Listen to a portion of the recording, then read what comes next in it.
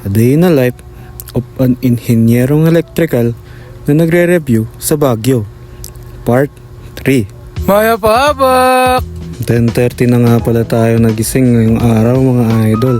Kaya agad din tayong bumangon at nagluto ng makakain natin.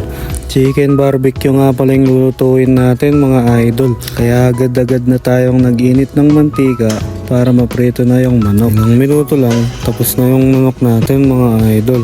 Sunod naman maghihiwa na tayo ng sibuyas para sa sarsa ng chicken barbecue natin. Sabay lagay sa kawali na may konting mantika. Ninagay na din natin yung manok kanina mga idol. Katapos natin maggisa, sunod na din natin yung pinag-marinades natin sa manok mga idol. Sarap niyan mga idol. Ilang minuto lang luto na yung ulam natin mga idol, kaya kakain na tayo.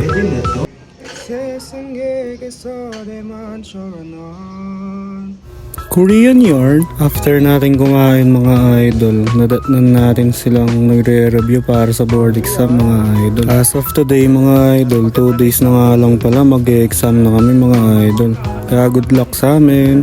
Ito nga pala yung technique ko mga idol para mag-review. Naglalagay lang ako ng Subway Surfer sa side habang nagbabasa parang yung mga sa TikTok. Ilang minuto lang nagluluto na ng merienda si Bossing Reginald, kaya lumabas muna kami saglit para kumain. Anyways, hanggang dito na lang muna ulit mga idol. Good luck sa amin and peace!